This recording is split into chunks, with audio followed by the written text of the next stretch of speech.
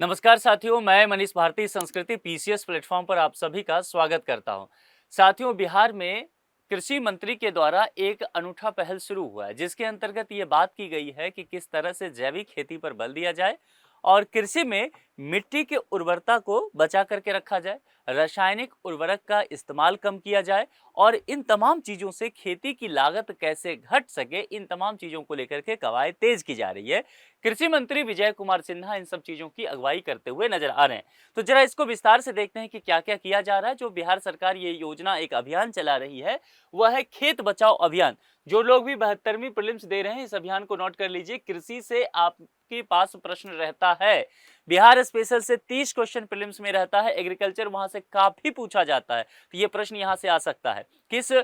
ये खेत बचाओ अभियान दिया जा सकता है कि ये क्या काम है। तो जैसा मैंने बताया कि इस अभियान का उद्देश्य क्या है, मिट्टी की उर्वरता बचाना, रासायनिक उर्वरक जो है उसका इस्तेमाल कम करना। अभी प्रधानमंत्री कहे ना कि उर्वरक का इस्तेमाल कम करना है, जैविक खेती पर काम करना है ताकि खेती की लागत घट सकेगा। तो उद्देश्य हुआ किस मंत्रालय के द्वारा, नोडल एजेंसीज क्या होगा, तो जाहिर सी बात है कृषि मंत्रालय। और कृषि मंत्री बिहार के कौन है अब नए, विजय कुमार सिन्हा, जो बिहार के पहले उप मुख्यमंत्री एक हुआ करते थे।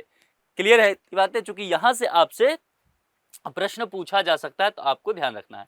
अब अभियान की कुछ प्रमुख बातें देख लेते हैं। 1 जून से 30 जून तक राज्य भर में विशेष जागरूकता अभियान इन चीजों को लेकर के चलाया जाएगा।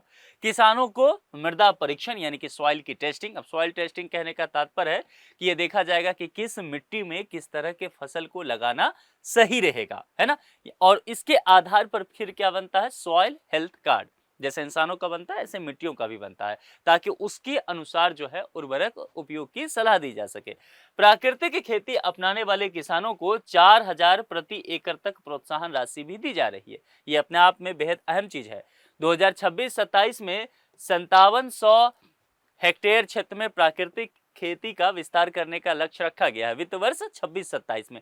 इसके अंतर्गत ही ये किया जा रहा है। जीविका से जुड़ी, यहाँ पर ध्यान दीजिएगा, जीविका यहाँ भी आ गया, तो जीविका से जुड़ी 800 कृषि सखियों को प्रशिक्षण और प्रोत्साहन राशि देकर के किसानों तक जानकारी पहुंचाई जाएगी। मैं बार बार कहता हूं, बिहार का अगर एग्जाम देने वाले हैं तो एक ऐसा टॉपिक है जीविका जिसको आप छोड़ ही नहीं सकते, यहां से प्रश्न रहेगा। तो यहां पर देखिए, पहले जीविका को डिजिटल दीदी बनाने की बात की गई, अब यहां पर कृषि सखियों की बात की गई। कृषि सखी अगर प्रश्न में रहता है तो वो जीविका दीदी पर ही आप जाएंगे। इनको ट्रेनिंग दिया जाएगा और इनको प्रशिक्षण देकर के प्रोत्साहन राशि भी दिया जाएगा। 800 ऐसे कृषि सखी तैयार की जाएंगी जो जीविका दीदी ही रहेंगी। अब ये सब कहां से जुड़ी होती हैं, ध्यान रखिए, सेल्फ हेल्प ग्रुप से। क्लियर है।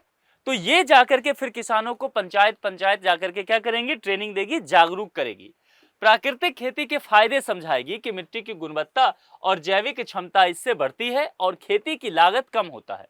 क्योंकि जब आप रसायन देते हैं, उर्वरक देते हैं, तो निश्चित तौर पर होता क्या है कि आपके कॉस्ट बढ़ जाता है। तो यह कहीं न कहीं आप बच सकते हैं।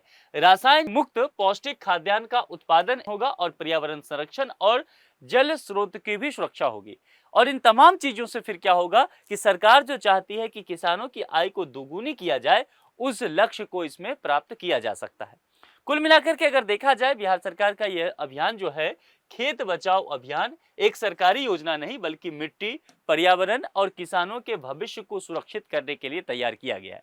अब अगर जिस तरह से प्रोग्राम किया जा रहा है कि कृषि सखी जाकर के समझाएंगे, अवेयर किया जाएगा, ये तमाम चीज संतुलित तरीके से हो जाता है और उर्वरक का सही उपयोग किया जाए, प्राकृतिक खेती को अपनाया जाए, तो निश्चित तौर पर बिहार में टिकाऊ कृषि हो सकता है। यानी कि सस्टेनेबल एग्रीकल्चर की तरफ बिहार एक मजबूत मॉडल बन करके निकल करके सामने आएगा। इस देश के सामने ये उदाहरण बनेगा। अब आप लोग मुझे बताइए कि आप बिहार के जिस जगह से रहने वाले हैं, अगर आपके यहाँ भी खेती होता है तो क्या वहां पर जैविक खेती हो रहा है या उर्वरक से ही खेती का काम किया जाता है? आप अपने विचार कमेंट बॉक्स में लिख करके जरूर बताएंगे।